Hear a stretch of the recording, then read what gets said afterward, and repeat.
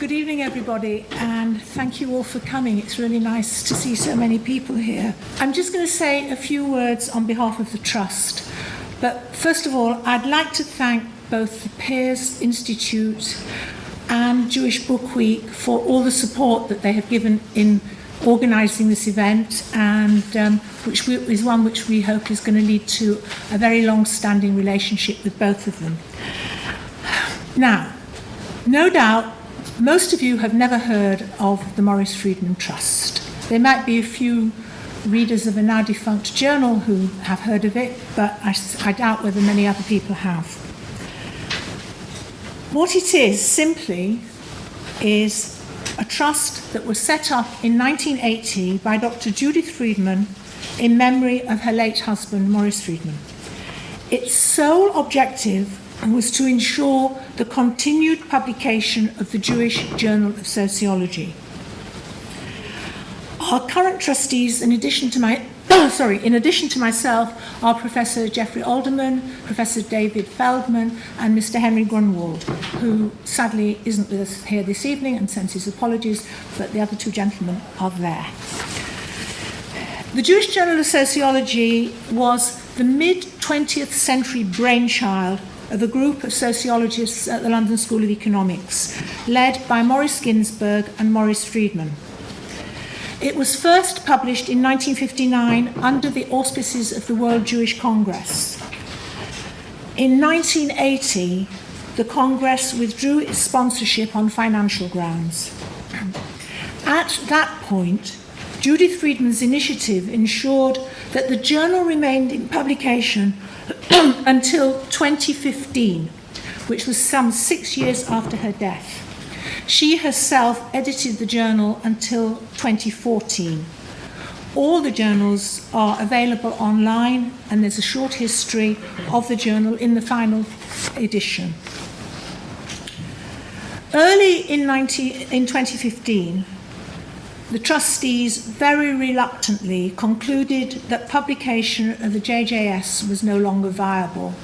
The whole nature of academic publishing had changed over the time, the 50 years that the JJS had been going. The last edition appeared in December of 2015.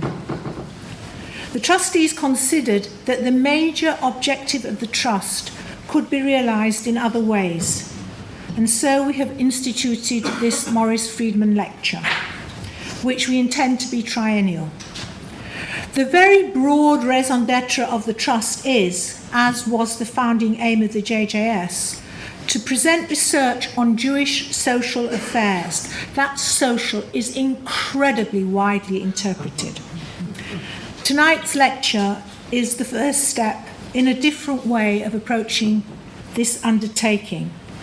I hope that you enjoy the evening and that you will join us again in future years. Thank you all for coming.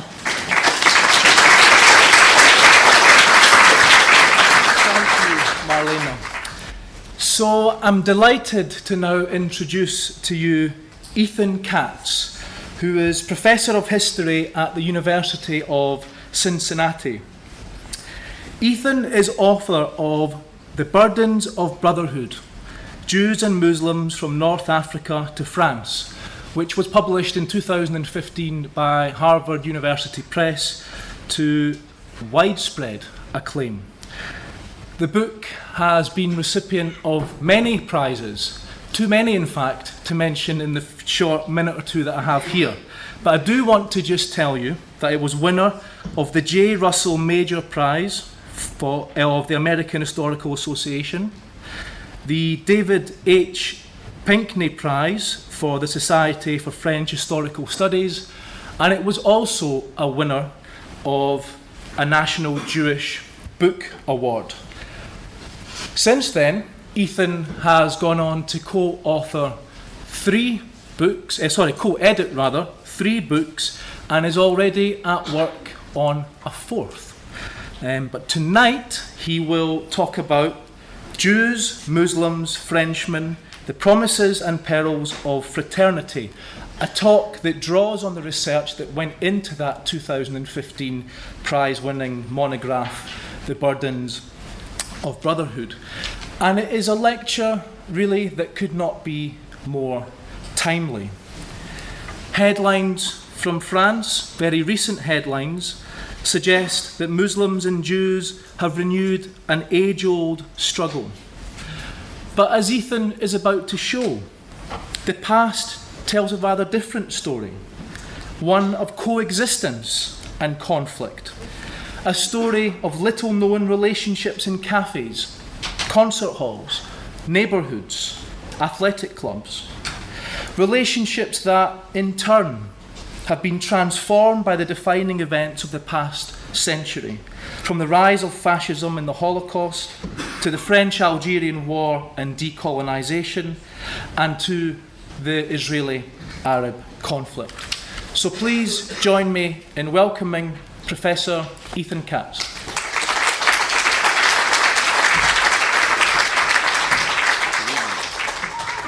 Thank you very much to Brendan for that overly generous introduction.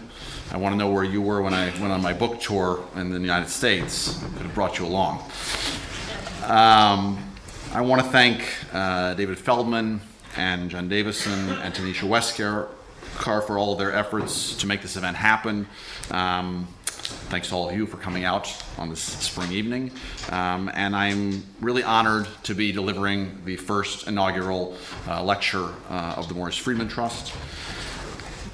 It's really a pleasure to be here for any number of reasons. On a personal note, my father was a high school exchange student in London more than 50 years ago, and the family with whom he lived is actually represented here in the audience tonight. Thank you for coming. And I'm delighted to be part of the work of the Perils Institute for the Study of Anti-Semitism, whose courageous efforts are, in my opinion, more important now than ever. And I have to confess that current events press upon us. They present the danger of hardening further divisions between Muslims and Jews, so that I hope that the historical perspective that I'm going to offer tonight can be all the more valuable. As Brendan explained, I'm going to be drawing upon the book that I published in 2015 on Jews and Muslims in France for the past 100 years. And I'm trying to use that in part as a way to think about the present in historical perspective. For most of you, as Brendan alluded to, I'm guessing that your entry point for understanding Jewish-Muslim relations in France is a set of current events that are, of course, deeply troubling. The most recent events have really unfolded in only the past few weeks. In late March, an 85-year-old Holocaust survivor named Mireille Knoll was brutally murdered in her apartment in the Belleville neighborhood in Paris. One of the two lead suspects is a Muslim neighbor. This murder occurred almost exactly 1 year after the anti-Semitic attack in April 2017 on a 65-year-old Jewish woman named Sarah Halimi in the same neighborhood of Paris by a man who reportedly cried Allahu Akbar and I killed the Shaitan, or Satan in Arabic, after he murdered her. Following the recent attack on Mireille Knoll, thousands responded to a call by Jewish community organizations to attend a so-called White March in denunciation of anti-Semitism. We see here, and I'll return to this toward the end of my talk, on the left, Hassan Khalgoumi, who's been an imam very active in Muslim-Jewish dialogue in France, and on the right, Marek Halter, who is a famous French-Jewish writer who's also been involved in Jewish-Arab dialogue efforts for many years. Now, the murder of Mireille Knoll has ignited a major public debate in France over the sources of the current increase in anti-Semitism, and specifically about the role of Muslims and the scriptures of Islam. When we combine these attacks and this atmosphere with a number of other terror attacks by jihadists in France in recent years, it really does seem that we are in a new era. And the most emblematic events for this era remain those that were immediately dubbed as, quote, France's 9/11. That is the attacks of January 2015, first the murder of 12 journalists at the satirical magazine Charlie Hebdo, and then 2 days later, the anti-Semitic attack at the kosher supermarket Hyper Kasher, in which 4 Jews were killed and 15 others taken hostage and terrorized for hours. So it's only natural that this is, for many people, the context in which they know anything about Jewish-Muslim relations in France and in Europe more broadly. Frequently, the image that we get in the media is one of violent, unmitigated hatred of Jews by France's Muslims. And as many of you are likely aware, the most recent events, even though they are unprecedented in their ferocity, are not altogether new. Since really the beginning of the 21st century, there has been a visible breakdown in relations between Muslims and Jews in France. France is the country with the largest populations of both Jews and Muslims in Western Europe, about 500,000 Jews and 4 to 6 million Muslims. And France has been the site of some of the most persistent and now recently some of the most lethal anti-Semitic attacks in Europe of recent years. And many of the perpetrators of these attacks have been Muslims. Many Muslims have complained that their entire community has been stigmatized due to the actions of a tiny fringe. In addition, recent years have seen both Muslims and Jews show their public religious and ethnic identities in a more visible way than had taken place historically. As some of you may know, in France, this is a major taboo. France is a country that has a long tradition of what the French call laïcité, or public secularism. Really, since the time of the French Revolution, notions of national, quote, fraternity or brotherhood have asked individuals to relegate group differences to the private sphere and appear, quote, French first in public. In this context, Muslim and Jewish public displays of loyalty to religious traditions or transnational politics can not only provoke tensions between the two groups, but with the French state and broader strands of French society. This is actually part of the reason for the title of my book, The Burdens of Brotherhood, is that this notion of national fraternity or brotherhood has played such a central role in this story up to the present. And the book really began from the current tensions. That was what spurred me to begin writing the book. And I began with two basic questions. First, has it always been this way? Have Jews and Muslims in France always interacted primarily as members of opposing ethnic or religious groups? And is this the only story in their ongoing relations at the present? Secondly, what historical forces within or outside of France have shaped the development of their relations? Now, to answer these questions, we have to take a kind of leap of historical imagination tonight. We have to begin by thinking ourselves back into, if you will, a series of moments in modern French history when relations between Jewish and Muslim individuals and groups were not necessarily conceived either by participants or observers as, quote, Jewish-Muslim relations. One of the central things I argue in my book is that what we now call Jewish-Muslim relations in France were not inevitably understood as relations primarily between Jews and Muslims. That is, they were not necessarily based on religion or ethnicity, and nor, for that matter, were they necessarily hostile. Rather, Jews and Muslims in France have interacted on a wide range of terms. Many Jews and Muslims inhabited the same or adjacent locales, enjoyed common culinary and musical traditions, faced similar or divergent paths to integration as new arrivals in France, participated as allies or opponents in local, national, and international political conflicts, patronized the same cafes and grocery stores, and interacted on more intimate terms as neighbors, friends, even lovers and family members. Roughly speaking, we can see two large stages of development in this history.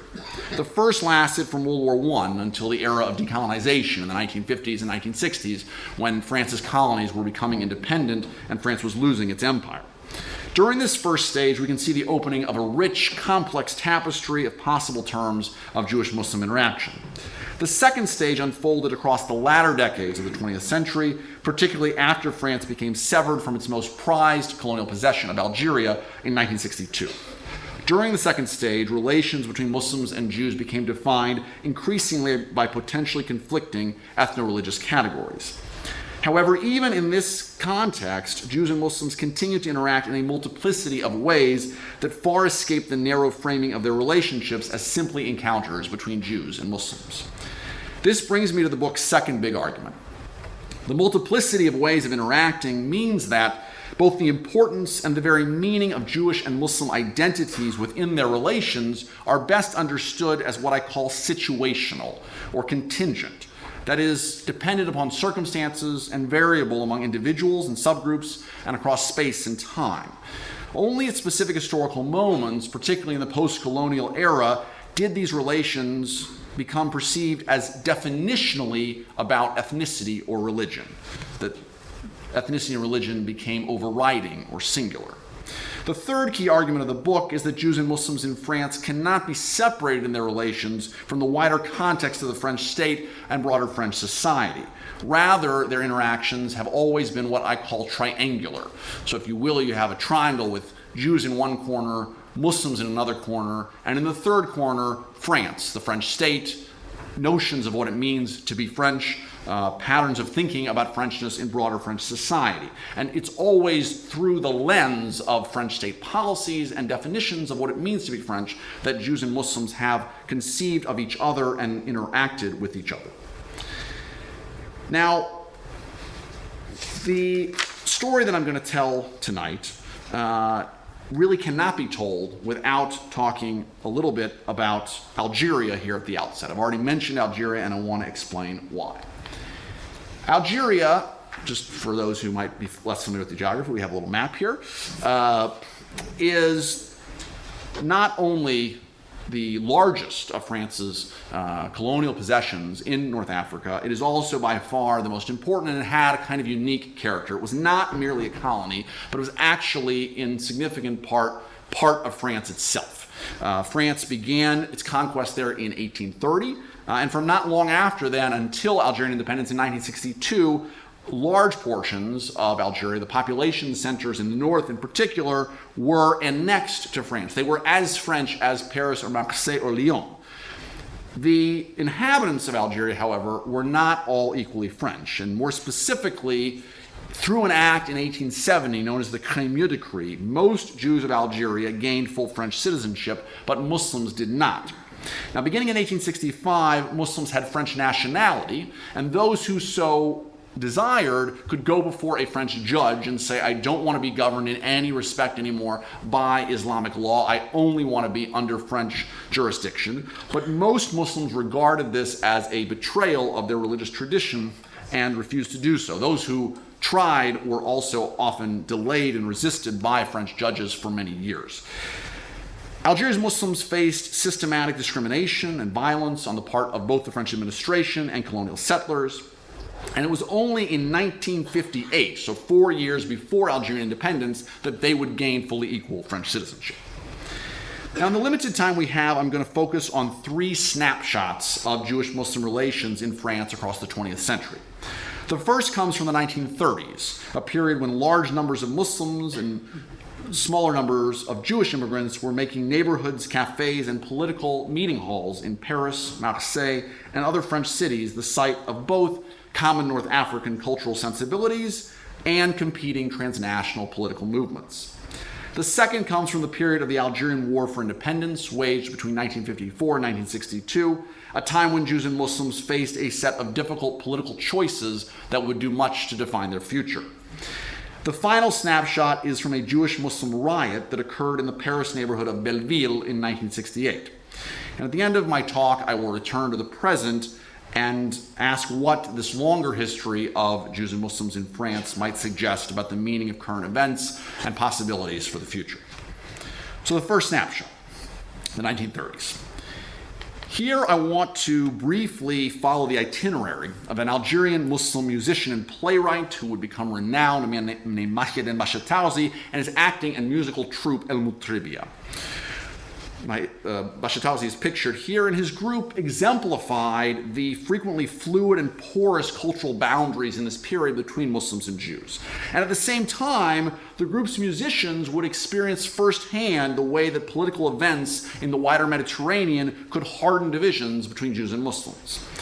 By the 1930s, there were more than 100,000 Muslims who lived in France, and the majority of them lived in Paris. Now, these were mostly male rotational laborers who would come for a period of up to 18 months consecutively to France. Often they came without their families. They sent back portions of their earnings to their families in North Africa. Many of them would then rotate back and then continue to come to France in this fashion for years or even decades.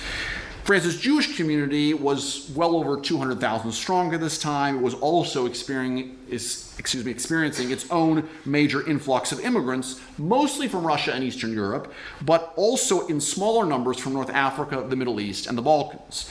The largest center for Jewish immigrant life was in Paris. Of course, this was the capital of the French Empire. At this moment, really a tremendously diverse metropolis of cultural and political change. Jews and Muslims tended to live in distinct parts of Paris, but there were certain neighborhoods of contact that already developed. And Paris's traditional Jewish neighborhood of the Marais is, in fact, a striking example. Much of this area became known as the Pletzel, or the heart of Parisian Yiddish culture. But in its lower portion, the Saint-Gervais, there was a small group of Jews from Algeria, Morocco, and Tunisia who began to fashion already cultural spaces. And there were a few Muslims who also settled in this area, and more who came to partake of what became a shared North African ambiance. Cafes in particular became key social gathering points. Starting in 1937, a recent Jewish immigrant from Algeria named René Moise-Garbi opened a cafe called the Petite Marseillaise, for example, which became one of the hot spots of the neighborhood. This cafe specialized in couscous, of course a staple of North African food. Here is a picture of people sitting together in the cafe.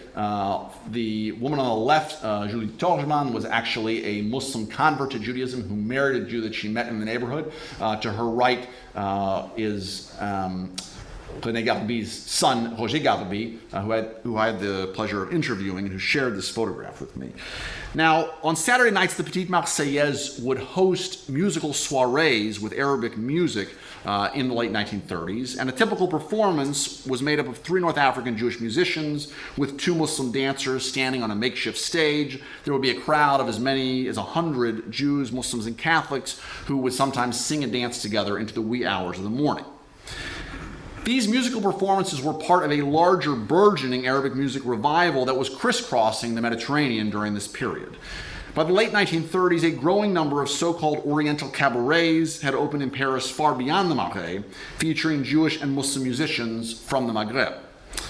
In this moment, Jews and Muslims were constantly imagining themselves and being imagined in a range of terms beyond religious categories of Jew and Muslim. So, as colonial, French, immigrant, Algerian, Oriental, Arab, and more. Now, Mahieddin Bashatarzi, I just mentioned a moment ago, he and his group played a key role in these Mediterranean crossings and cultural revivals. Bashatarzi was politically active, and he supported Muslim integration into the French Republic. He also was really hoping to lead a movement that would create a distinctly Muslim Algerian public sphere. But who were the musicians and players in his acting troupe who were supposed to lead in creating this public sphere? They were largely Jews. At the end of the 1920s, 78 of 81 musicians in his troupe were Jewish. Many of the stars of his group, figures like Salim Halali and Lili Labasi, were Jewish as well. Bashatarzi started in the late 1920s to bring his troupe from Algeria to France every year for tours. And large crowds of mostly Algerian Muslims would turn out to spread the word and come hear the performances.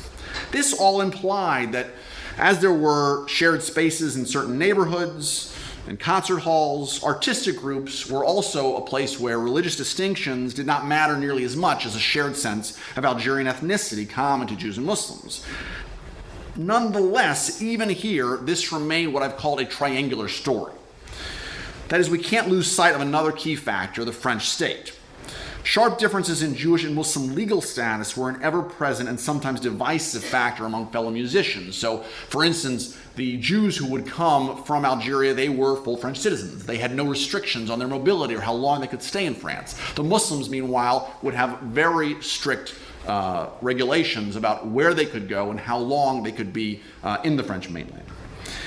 Moreover, the wider national politics of the 1930s were increasingly driven by sharp boundaries that often relegated Jews and Muslims to the edges of imagined ideas about who belonged to the French nation. France faced economic depression, political crises both domestic and foreign, a sense of cultural malaise, and increasing xenophobia and anti-Semitism. And in this context, Jews and Muslims repeatedly found themselves defined as other, excluded from the French nation. Sometimes the far right would even seek to recruit Muslims and pit them against Jews or vice versa. And here we have a very telling illustration. Now, this is an illustration that comes from an anti-racist organization, the International League Against Anti-Semitism and Racism, and it's poking fun of the largest far-right league in France in the 1930s, the Croix de Feu, and it has the leader, Colonel Larocque, in the center there with a Janus face, and as you can see, to a group of Jews, he is saying a wave of anti-Semitism would be disastrous for our country, and to a group of Muslims, he is saying that it is not France who is your oppressor, it is actually the Jew who oppresses you and ruins you. And these were quotations from actual pamphlets that were put out by far-right organizations targeting Jews and Muslims at different times. And it's worth noting that the politics of division between Muslims and Jews have remained a hallmark of far-right politics in France up to the present. Meanwhile, at the same time, an anti-colonial movement calling for Algerian independence was also beginning to emerge. This took root first not in Algeria, but among a certain number of Muslim workers from Algeria living in mainland France who were becoming versed in both the possibilities of democracy and ideas of radical oppositional politics. Here, once again, the different legal status of Jews in Algeria as French citizens and Muslims as by and large impoverished colonial subjects became a key factor that often drove members of the two groups into opposing political camps. Now, few events illustrated better or did more to shape the impact from North Africa on Jewish and Muslim life in interwar France than the riots of August 4 to 6, 1934 in Constantine, Algeria. Many claim that this event was provoked by the widely popular racist and anti-Semitic extreme right in Algeria. I don't have time to detail these tragic events here, but it suffices to say that there was rioting that began on a Friday night with a dispute about a Jew showing disrespect for Muslims going to pray in a mosque near his home, and it culminated on a Sunday 2 days later with an intense burst of violence by a number of Muslims against a handful of Jewish-owned businesses and Jewish families. In the end, there were 25 Jews and 3 Muslims who died, with scores more injured. Now, among Muslims in mainland France, by far the strongest reaction to these riots came from the followers of the first ever Algerian Nationalist Party, the so-called Étoile Nord-Africaine, or the North African Star, known as the ENA.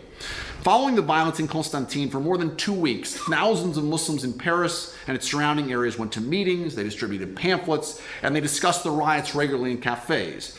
The often raucous crowds who would come to these ENA meetings and would seek to respond to the Constantine riots, they were actually drawn from the same ranks as the Algerian laborers who would go in large numbers to hear the music of Mahidine Bachetalzi and the Jewish musicians of his orchestra.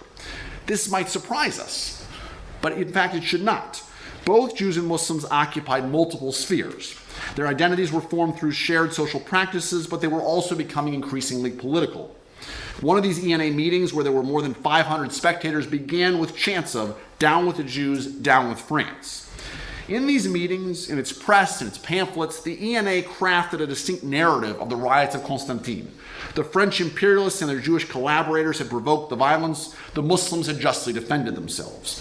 ENA voices repeatedly extolled the Muslims as victims, martyrs, or nationalist heroes, receiving unfair treatment at the hands of the French justice system.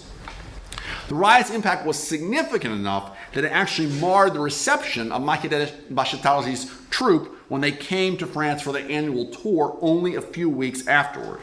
The sponsors of Bachetalzi said that it was not possible that they could, under any circumstances, come and applaud the Jewish musicians of his orchestra. That's how great the tensions were. They eventually worked out a compromise where on the first night they came, and on the second and third night there were very sparse crowds and the Jewish musicians were booed.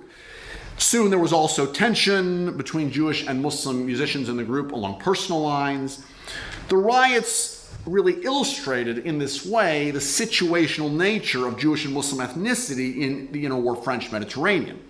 It seemed that, at least for the moment, these riots had turned the Jewish performers from North African fellow musicians of the Jewish faith into Jews exclusively, at odds with Muslims, and absent from the emerging perception of an Algerian nation. Now, 2 years later, very different political circumstances in the Mediterranean would reshape once again the tenor and significance of Muslim-Jewish relations within El-Mutribia, Bashar Talzi's group. The anti-fascist Popular Front coalition, which was led by Leon Blum, pictured here in the center with his fist in the air triumphantly, this group came to power in the elections of May 1936. In the face of the rise of the fascist right-wing leagues, xenophobia, and colonial racism, as well as deepening economic and political crisis, the group had elicited substantial support from many Muslims and Jews. And soon the so-called Blum-Violette Reform Bill would be announced, which proposed to offer citizenship to a small number of Algerian Muslims, but even though it was a modest reform proposal, it elicited a lot of hope from many moderate Muslims who saw it as a path to integration and equality in France, Muslims like Mahid and Bashar Talzi. And so after the election victory of the Popular Front, Bashar Talzi actually dedicated a song to Leon Blum, who he would later describe as, in this moment for Muslims, our great man. And we have here a picture of the lyrics of the song. Now you can see that most of this song, which is entitled The Voice of Algeria, it's entitled in French, is written in Arabic. But the song concludes at the very end in French with, "It is really thanks to Leon Blum that I have been able to speak." So you have this fascinating combination of linguistic and cultural references here, which is vintage Bashar Talzi. And when this song was performed in France in the autumn of 1936, it drew huge enthusiastic crowds of Muslims. Bashar Talzi recalls that, quote, "It was not without pleasure that the Jewish musicians of El-Mutribia heard the ecstatic roar that greeted the name of Leon Blum. They found here a revenge for the unfortunate incidents that had followed the riots of Constantine 2 years earlier." So we can see how in the 1930s, the first generation of Jewish and Muslim immigrants from Algeria, Morocco, and Tunisia forged North African spaces in France. These settings were characterized by a range of everyday encounters in which the meanings of culture and ethnicity remained fluid and contingent. Simultaneously, however, the statuses of the same Jews and Muslims and the two groups' mutual perceptions continued to be shaped profoundly by their relationship to the state and to competing political currents. Second snapshot, the close of the French-Algerian War. The French-Algerian War was a struggle for independence in Algeria that raged from 1954 to 1962. And it pitted the forces of the so-called National Liberation Front, or FLN, against the French military and the many French settlers who were bent on keeping Algeria French at all cost. Jews were really caught in the middle for a lot of the war. They felt tremendous loyalty to France for all that it had given them in terms of citizenship, education, and culture. At the same time, they were deeply attached to the soil and culture of Algeria, where many of their families had lived for generations, even centuries. Many Jews at the same time were sympathetic to the injustices under which Algerian Muslims had suffered that had led to the uprising. Throughout the war, many parties would repeatedly articulate this as a moment of stark choices between a vision of a France that stretched across the Mediterranean and could assimilate millions of imperial subjects on one side, and a vision of anti-colonial opposition leading to Algerian independence from a brutal and oppressive colonizer on the other side. But the war was not lived in such stark terms by many Jews and Muslims in both mainland France and Algeria. Indeed, the complexity and multiple allegiances of countless Muslims and Jews was evident during much of the war. This was the case even after 1956, when the Suez War between Israel and Egypt directly linked the Algerian struggle to the Israeli-Arab conflict. Now, I'm just going to cite two striking individual examples, one Muslim, the other Jewish. The first case is that of Abd al-Khadir Abd al-Ghazik, who's pictured here late in life.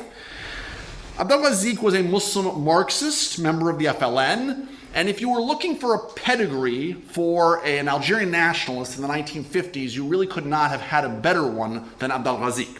This is because he was the direct descendant, the great-grandson of Abd al-Khadir, a man who remains idolized as the first great nationalist hero of Algeria. He was the one who led the resistance to the French from 1830 to 1847. Abd al-Ghazik had joined the FLN at the start of the Algerian uprising. But prior to the revolution, he lived in Israel, where he had originally come to volunteer, unsuccessfully, to fight on the Zionist side in the 1948 war. He then went and worked on a kibbutz and married a Jewish Marxist. The FLN was undeterred by any of these associations, and they made Abdelkader their ambassador to Switzerland and West Germany. In his 1961 book, The Jewish-Arab Conflict, Abdelkader Abdelrazik vocally rejected the typical equations of the time that saw the struggle between the French government and the Algerian rebels as parallel to the one between Israel and its Arab neighbors. Rather, he saw an affinity between the current Algerian revolt and the founding liberation struggles of the young Jewish state to throw off the British Empire.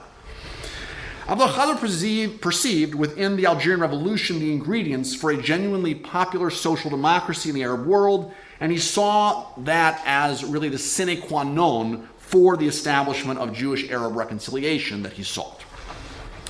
The Jewish example from the period of the French-Algerian War is a young community activist named Lucien Lazare, also pictured here later in life. Lazare had a traditional Jewish education, he had gone to a yeshiva as a young man, and he had become a major figure in the Jewish resistance in France during World War II. In December 1960, Lazare wrote an article in a Jewish newspaper where he sharply criticized the heads of the organized French Jewish community for not speaking out about the developments in Algeria. He admitted that both sides in the war had committed atrocities, but he highlighted the way that reports of French crimes like torture, though widely known by now, were still met with widespread indifference or denial. He acknowledged that the Jewish community should not speak politically and was in a difficult position, but he contended that the present situation called for what he termed spiritual engagement. Lazare cited passages from both the Torah and the Talmud regarding collective responsibility for bloodshed and declared, quote, "When the innocent die of assassination, it is thus the entire society that is guilty, but above all, its leaders and its guides." He argued, therefore, that, quote, "Pleading for justice when Muslims are persecuted is an absolute demand of the Jewish spiritual tradition. Heads of our community," he said, "make yourselves the mouthpiece of the cry of the Jewish conscience." Now, these examples of Abdelrazik and Lazare are only two of many that I could give of Jewish and Muslim engagement during the French-Algerian War that sound counterintuitive to us today. And yet, crucially, by 1961 and 1962, the closing stages of the war, such fluid allegiances had become far more difficult. The nationalists of the FLN had used a variety of tactics to rally most Algerian Muslims in both the mainland and Algeria to their side. Meanwhile, their attitudes toward Jews, after years of trying to woo Jews, had become sterner.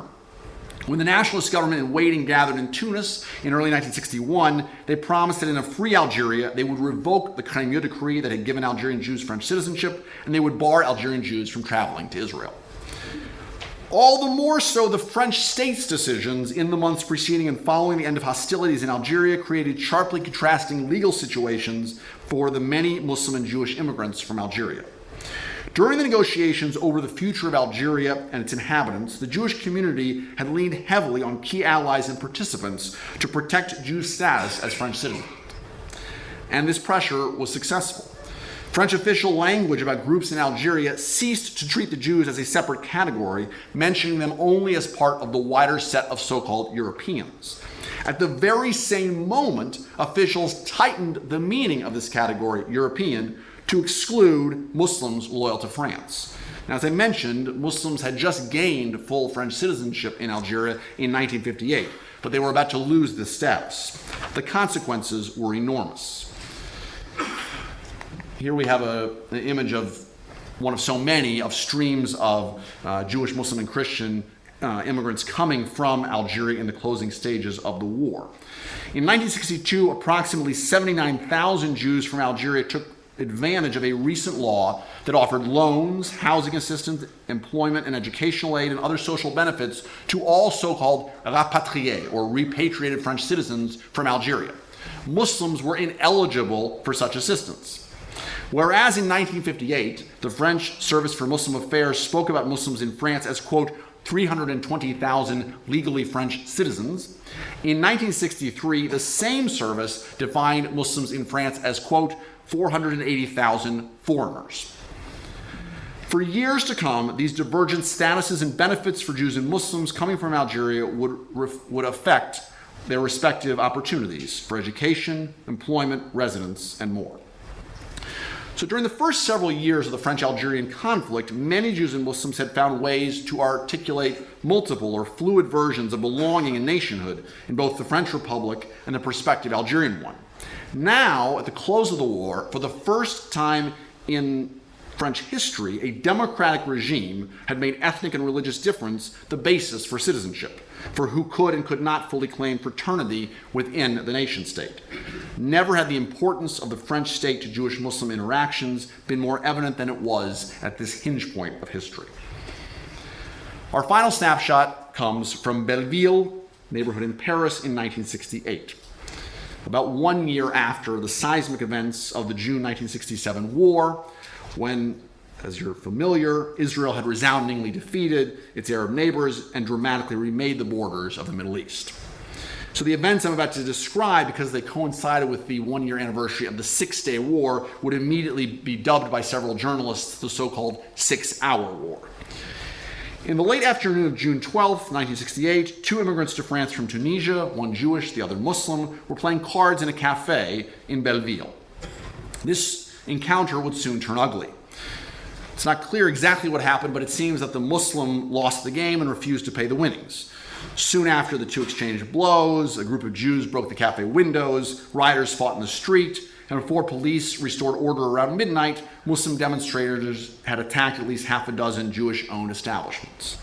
The next day, rioting resumed around midday. There were large groups of Jews and Muslims who threw various projectiles, bottles, rocks at each other. They also exchanged blows. There were reports about Muslims taking razors from Jewish barbershops and knives from kosher butcheries. Many more cafes and stores were attacked.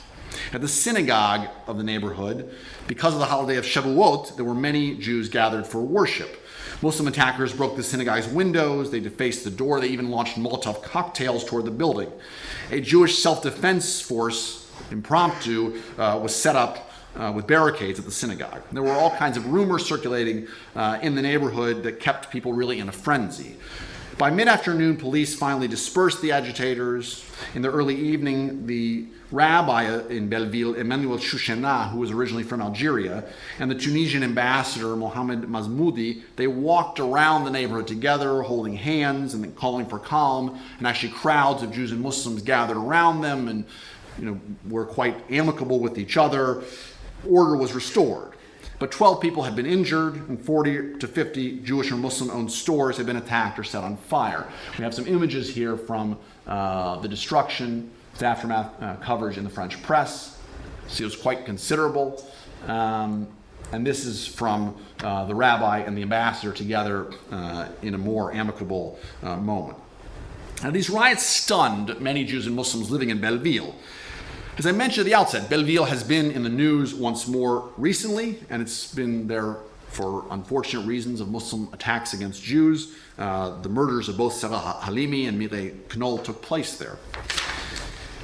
Some reports have even claimed that at this time Islamic youth in Belleville are being radicalized. But for most of the time that Jews and Muslims have lived in Belleville historically, their neighborhood relations have been far different and much more positive. Indeed, until June of 1968, when these riots took place, the neighborhood had seemed largely impervious to tensions elsewhere. In close quarters, large numbers of mostly Tunisian Jews and Algerian and Tunisian Muslims had respected one another's community boundary lines at the same time that their daily lives intermingled. Certain members of the two groups felt a shared identity as North African. The outbreak of violence seemed like a lethal threat to the coexistence of the neighborhood.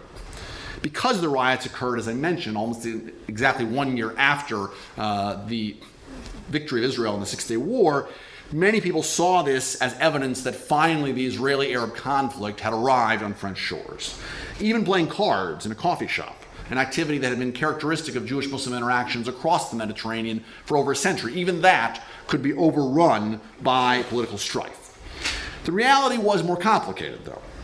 Now, to be sure, over a period of decades, the impact in France of the Zionist-Arab conflict had grown.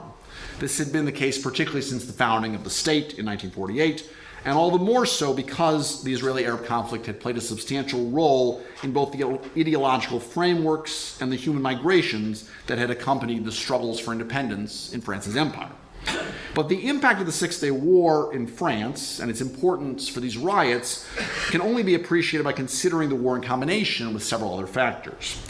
The end of the French colonial empire brought a migration of 250,000 Jews to France from North Africa and increased substantially Muslim migration as well. As suggested by the second snapshot I gave a few moments ago, the period also introduced new divisions, including ethnic ones around questions of French citizenship and belonging. So on the one hand, you had unprecedented numbers of Jews and Muslims forming North African spaces within neighborhoods like Belleville, where commonalities of food, language, attire, and other cultural sensibilities created ties that transcended political conflict. And this was taking place in neighborhoods far beyond Paris. One neighborhood I talk about in my book, Kronenborg in the city of Strasbourg, for instance, became the site of not only Moroccan Jews and Muslims spending Sabbath meals together in each other's homes or going to each other's supermarkets, but also playing soccer together on a newly formed Jewish soccer team. And so this was occurring in a variety of settings. But at the same time, on the other hand, politicization was the defining development in Jewish-Muslim encounters of the late 1960s, and it was driven by a range of international and national factors. There was the increasingly visible support for Israel among France's Jews that was brought on by the Six-Day War itself. In addition, the period that the French refer to as May 68, a moment that witnessed a great social uprising like that in many countries across the West, this was a moment that ushered in a variety of far-left political forces, including those championing the burgeoning pro-Palestinian movement. Meanwhile, both Muslims and Jews found themselves in a period of widely perceived vulnerability. The opposition between so-called Europeans and, quote, Muslims that I discussed a little while ago that took new legal form with the French departure from Algeria, it really marked Muslims as racial others by the late 1960s. The period around the 1967 war was actually one of intense anti-Arab sentiment and even violent attacks in France. And opinion surveys show that the broader population was much more comfortable with Jews than with Arabs. Nonetheless, Jews found themselves stunned by France's foreign policy shift that began with this war. President Charles de Gaulle moved away from France's previous steadfast support for Israel toward a much more critical position. And the connection between reduced support for Israel and increased sense of vulnerability for France's Jews crystallized around de Gaulle's infamous press conference in 1967 in November. He was asked to comment upon the recent events in the Middle East, and he said, quote, "When the Jews returned to their ancient land, many people feared that they would become once again what they had always been, an elite people sure of itself and domineering." He later tried to claim that he meant this as a compliment. But understandably, it left many French Jews feeling shocked and betrayed.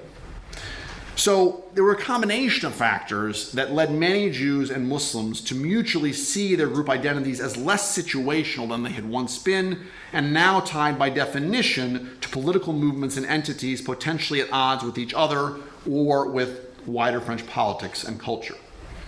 And nonetheless, in interethnic neighborhoods like Belleville, episodes like these riots proved to be the rare exception.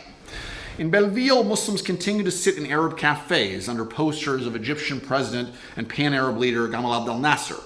These seemed to compete with images of Israeli war hero Moshe Dayan that were up in most Jewish businesses on the same streets. And these were signposts. They had the effect of claiming identity for these spaces for Jews and Muslims, but they rarely generated noticeable tensions. So even as Jewish and Muslim public identities in France became more pronounced in the late 1960s and 1970s, it remained an open question whether this would lead to greater intergroup conflict or instead help to pave the way for a more multicultural conception of fraternity in France. Let me conclude by summing up some of the key elements I've tried to show here and returning with these in mind to the present. The first thing I've tried to demonstrate is that hostility cannot be considered the norm in the long history of Jewish-Muslim encounters in France, and nor have Jewish-Muslim relations necessarily mimicked the divisions of national and international conflicts. Rather, contrary to popular conceptions, for roughly a century, Jews and Muslims in France have interacted not solely or even primarily as members of their respective religious or ethnic groups, but according to myriad categories. Second, the meaning of Jewish or Muslim ethno-religious identities in France in those relations has been highly situational, and it's only at specific historical moments, especially in the period since the end of the French Empire, that these identities became perceived as defining. Third, from their very inception, Jewish-Muslim relations in France have not been solely about Jews and Muslims' relations to each other. Rather, they have constituted what I have called a triangular affair, with France as the third party. The French state and empire and notions of what it means to be French have always been crucial to Jewish-Muslim relations in France. This brings us back to the present. Like each of the snapshots that I've offered here, the dramatic escalation of Jewish-Muslim conflict in France in the early 21st century has reflected several factors that have converged at a precise historical moment.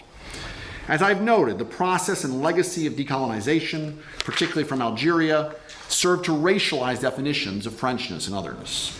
In addition, since 1967, as the Middle East conflict has intensified and its impact has grown far beyond the region, this has led to the greater politicization of Jewish and Muslim spaces and beings in France.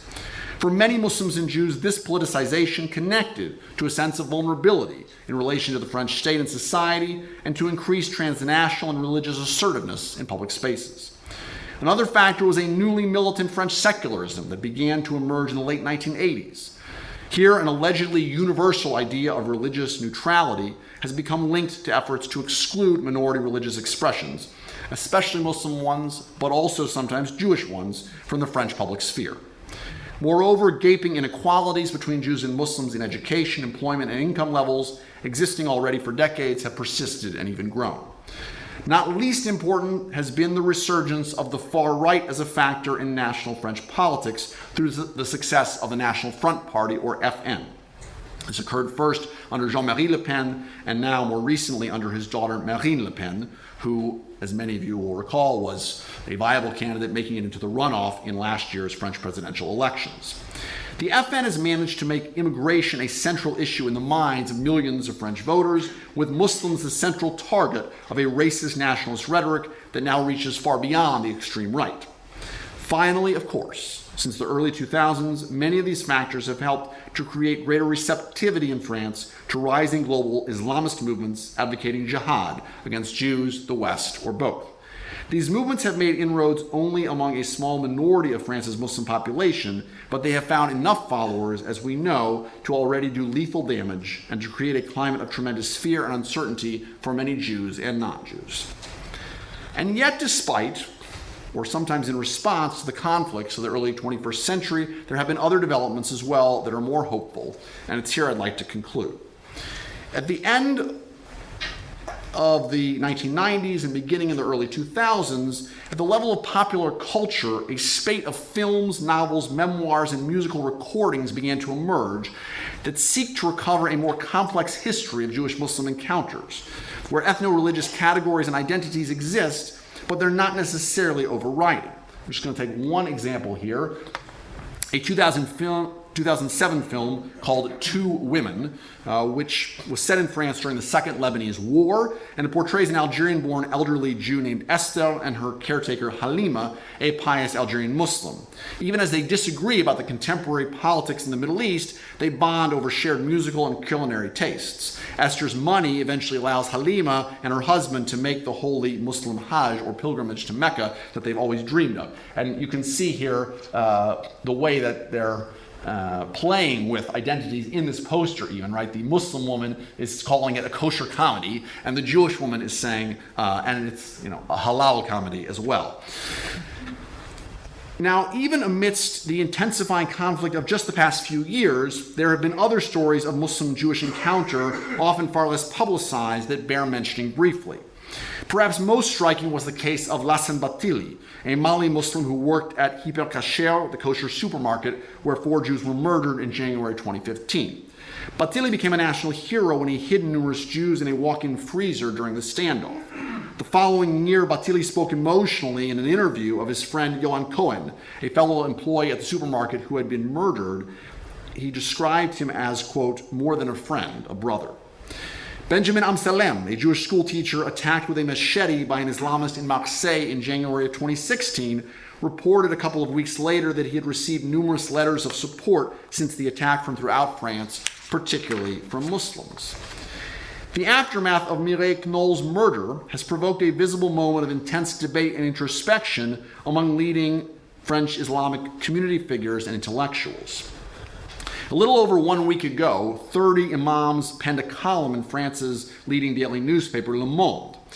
This column really joined this larger debate on the sources of France's current anti-Semitic moment, And the imams, in no uncertain terms, harshly condemned the anti-Semitic and terror attacks taking place in France in the name of Islam.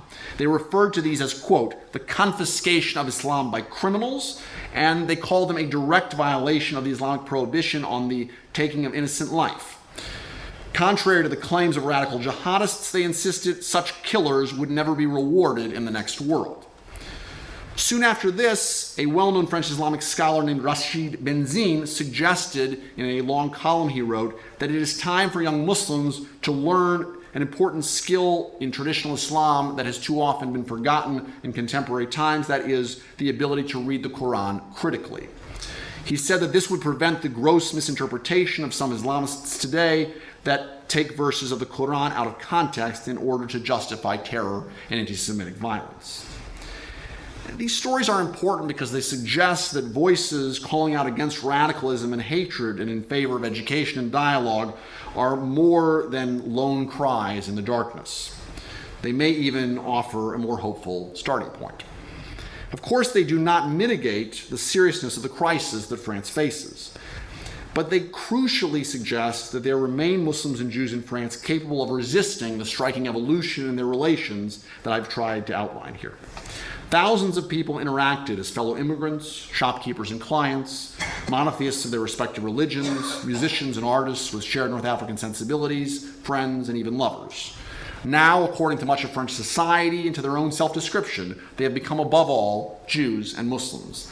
And yet, their complex histories enable us to rediscover a more fluid coexistence that was not always defined by fixed categories. And it is in thinking our way out of the present that we are reminded that the future, too, may yield an unexpected narrative. Thank you very much.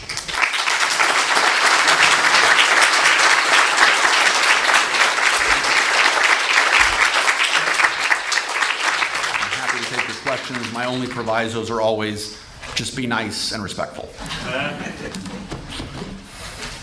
Thank you, Ethan, for that really terrific lecture.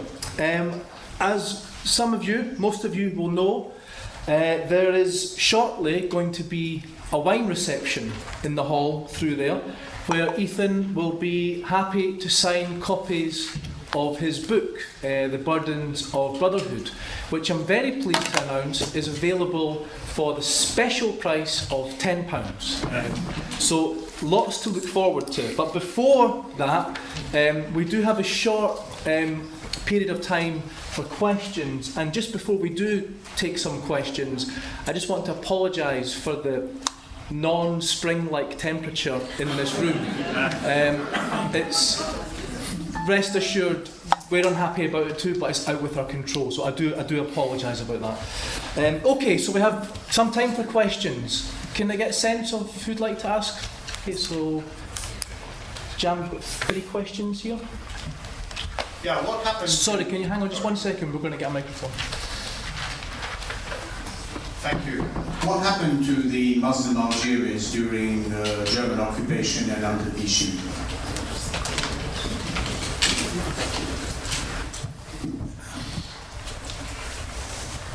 What counts is what institutions do and don't do. Regarding Constantine, as you know, the police did not intervene for some time. In the problem of affairs just after the protectorate was established, they only were concerned with protecting Europeans with a few honourable exceptions. The Dijon also in Morocco. And then in the case of Sarah Halimi, there were armed police and they ended up in 28 and they did not intervene to save her. They could have found out within a few minutes how to get access to a flat and to find out the guy wasn't armed at all, and they did not. So regarding institutions, what they do and don't do, how do you explain, how do you remedy this situation? And secondly, why have foreign Jewish organisations not commented on this crucial aspect of the Sarah Halimi affair? I think there was a third question just over there. Thank you. I'm the translator of Georges Bensoussan's book, Juif en Pays Arabe, which I guess you're probably familiar with, a non-historian. But I see an awful lot of overlap and shared approach between what you have had to say today and what George has had to say. But there's one thing I'd like you to comment on which you didn't really allude to. And that's the social, psychological dimension of domination, which he highlights in his book. And he deals with a slightly different era than you. He's going from 1850 to 1975, yours is essentially 20th century to now. And without being in any way seen to be negative in terms of the prospects for finding shared spaces that you describe. I find that cheering, actually. At the same time, one has to face this issue of social domination and the psychological ramifications of that. You could say that it's reflected in the initial early takeoff towards Occidentalization and modernization and Westernization that Jews in North Africa experienced really in the early part of the 19th century, and the resentment that generated, followed by the décret Crémieux that you talked about as well. So there are these issues here which run in the other direction to your thesis. Life isn't simple, but could you comment on that, please? Thank you for all of these excellent questions. I'll just take them in order. The story of Muslims during the occupation is quite fascinating. I have a whole chapter in my book, so you should go buy it and read it. You know, it's really a counterintuitive story for us in many respects. That is, the Nazis had already decided in the 1930s that they were not going to categorize Arabs in the same way as Jews in terms of Semites.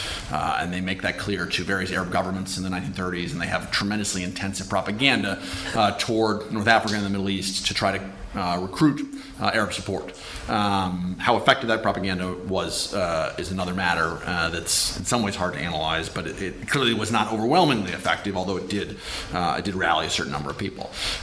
So what you see in occupied France, I should add to that in occupied France and in unoccupied France, the Vichy regime, which many people may not realize, undertook anti-Semitic measures of its own accord well before they were demanded by the Nazis, had their own racial laws which were actually tighter than those of the Nazis in terms of they defined Jews more broadly than the Nazis did. They treated Muslims, as the Nazis did, sort of as semi-Aryans. They didn't call them Aryans per se, but they were not persecuted, with rare exception. And there were even Jews who disguised themselves as Muslims to try to evade persecution, which is something I describe in the book. And Muslims were really courted, as it were, by various political forces during the war. So their destiny during that time, very different experience than that of Jews. This question about the police. So of course there's a certain amount of conjecture involved in trying to understand motivations of police in different contexts. I think that there's a very important book about the Constantine riots that will be published probably the next year by Joshua Cole, which is by far the most thorough investigation of this topic. What we see is that the police were clearly, there was a combination, it seems, of incompetence and reluctance to intervene. And there were clearly forces that saw Jewish-Muslim violence as advantageous for them. There also appears perhaps to have been a key figure in the riots, and really in the most murderous part of the riots, was someone who was within the French forces himself. I don't want to give away too much of Josh's book, but he has a lot of suggestive material about that in the book.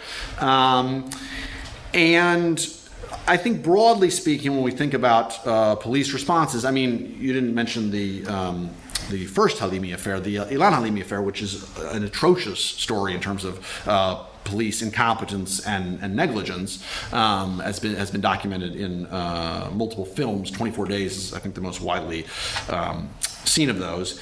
And so there's no question that French police have really failed. At the same time, of course, we have this massive French police presence that has been deployed really since the early 2000s, and all the more so since the Charlie Hebdo attacks, to protect Jewish institutions. I mean, it is quite impressive. And I think it has made a difference.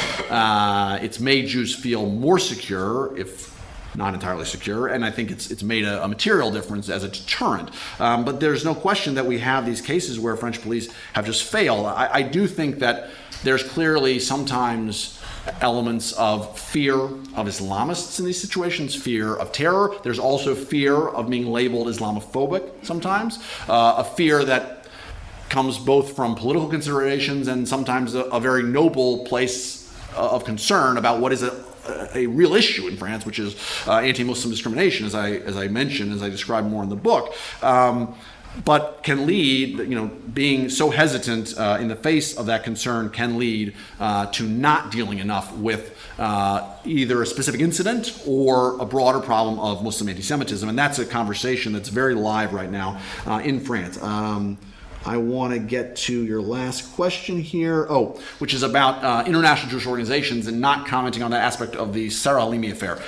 I haven't read everything written by Jewish international organizations about the Sarah Halimi affair, so I can't really confirm that necessarily. There has certainly been a lot of discussion of anti-Semitism in France among Jewish international organizations, and I think there's a lot of room for debate about how productive that is sometimes for the Jews in France, who are the ostensible source of concern for those organizations. I don't necessarily think that the amount of hyperventilating sometimes is helpful to those Jews.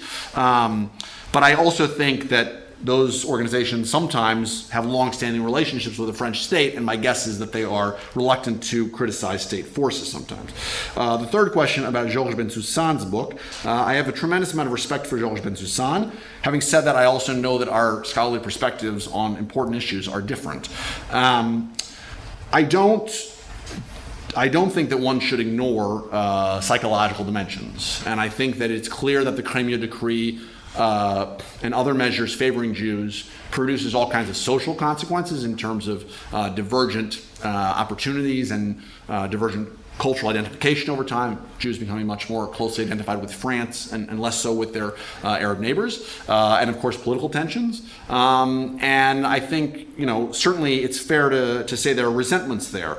I think that part of his argument is about legacies of the dhimmi in Islamic ideas about Jews. And that's something where I have never, in my own work, seen a lot of evidence to really suggest that that's the animating factor for most Muslims in how they understand Jews. So that's one of the places where he and I differ. Of course, he's focused more on Arab lands themselves, and I'm focused more on mainland France. So that may be part of the reason for our difference there. But I don't deny that, and I would just say a word, because you suggested in your remarks that maybe the thesis of my book is that everything is great or has been great, and okay. I just want to be clear that that's not the case. I hope that wasn't what came across in the talk. It's a story that's a very complex story, but I talk about ways in which up to the present it seems clear Muslims in significant numbers in France have come to see Jews as having opportunities unfairly that they do not have, that this clearly connects to that longer colonial history, and then that's a major source of anti-Jewish hostility at times and of tension. So I do think it's useful to draw attention to that, broadly speaking. Thank you. So one last round of questions. We have a person on the right there, Jan. Two questions on the right, actually.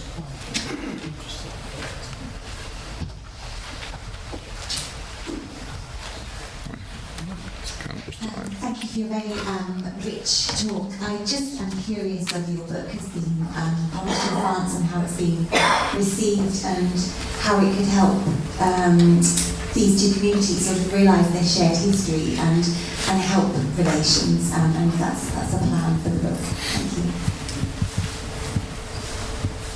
Just to the back there, John.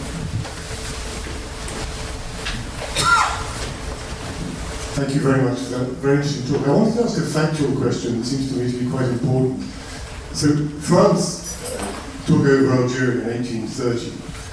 So in 1962, when Algeria became independent, the Jewish community, what proportion of it were native-born Arabic-speaking Mizrahi Jews? What proportion of them were Europeans who I assume would be seen as settlers, as pieds noirs. And was there a difference, crucially, between the attitude of native Algerian Muslims between those two parts of the Jewish community? And Lazare, who you showed clearly, came from Eastern Europe originally.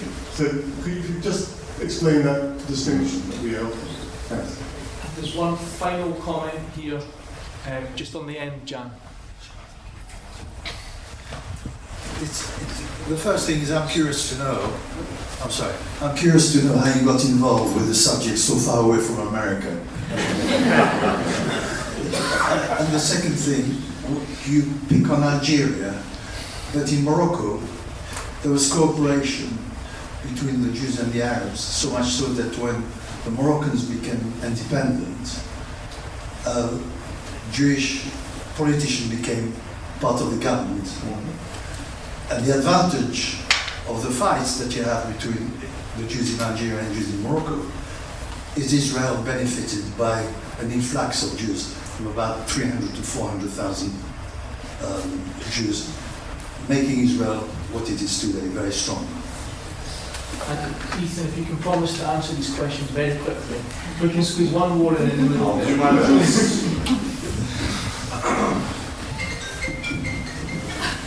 Call the question. Between the 4th and the 6th, about the 5th of August, was it 1938 that there was a riot, you say? 34, yes. 34, yeah. What sparked off that riot? Okay. All right, I'm going to take these in reverse order, actually. So the Riot of Constantine in 1934, in August, I mean, the very specific spark that I mentioned very briefly is that a bunch of Muslims are going to bathe themselves in the mosque to prepare for prayer. They're naked, and there's a Jewish officer who seems to have been drunk, who's coming home, whose home is right across from the mosque, and he starts to get into kind of a shouting match with them, and he curses their religion and their practices, and he's upset that they're naked, and this produces an altercation, which later that evening, then there's the first kind of major altercation of the riots, where a series of Muslims gather in Jewish quarter. There are projectiles thrown from Jewish windows, even shots fired at Muslims in the street, and then it seems like everything is calming down the next day, but a variety of things happen on Sunday morning that reignite tensions and produce the much more tragic events of Sunday itself. As I say, Joshua Cole's almost finished with his terrific book on the riots, so I encourage people to look for that. The question about Algeria versus Morocco, I mean, the biggest reason I focus on Algeria so much is that Algeria, first of all, was annexed to France, was part of France in a different way. Second of all, 130,000 or so out of 140,000 Jews in Algeria came to France at the end of the war, right? So very few went to Israel. Moroccan Jews, the 70% or so went to Israel. A much smaller proportion and smaller number went to France itself. So that's a big reason that I have that focus. You're absolutely right that there are stories of cooperation between Moroccan Jews and Muslims, and I talk some actually about those legacies within France itself, but there is also a complex history there. By the 1970s, the vast majority of Moroccan Jews had left. There are incidents that really make it, there's that early kind of moment when the state's been founded. There's a Jew in the Moroccan cabinet, and there still have been Jewish advisors to the king up to the present day, but there is a breakdown of relations in the early years already with a lot of tensions related to Israel. So that story is not, it's not one without its own significant frictions. How did I get involved in this topic? My parents took me a lot to France when I was young. I was very fortunate, and I got interested in French history, and I also have always been interested in Jewish-Arab relations, and then there were the tensions in the early 2000s, and I was in the shower one day and I came up with this idea to write this book.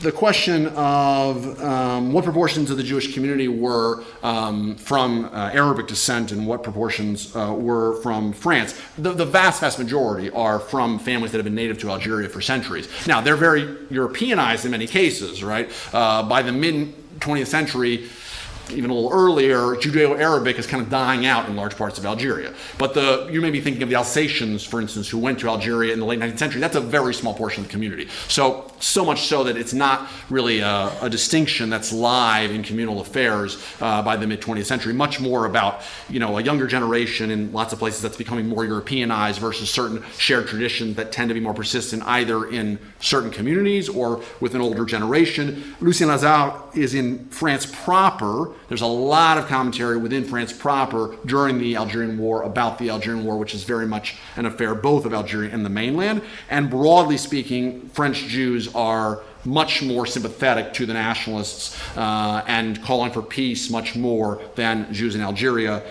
They often articulate connections between the events of the Shoah and the atrocities against Muslims during the Algerian War by the French state. The last question about publication in France, I realized it was the first one, but I went in reverse order. That book, the book has actually just been published last week in France, I'm happy to say.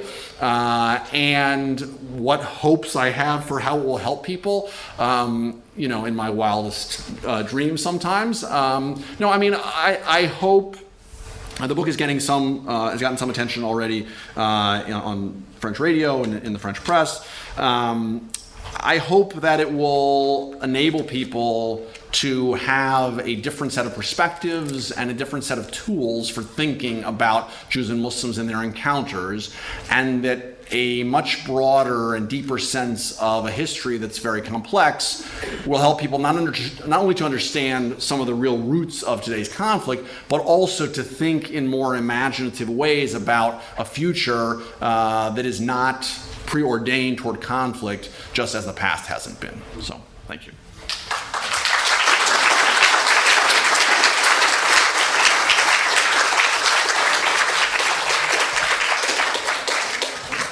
Yes, I'm afraid we are indeed out of time. I just want to thank Ethan for delivering really such an absorbing talk that was as rich in historical detail and insight as it was timely for the political moment that we currently find ourselves in.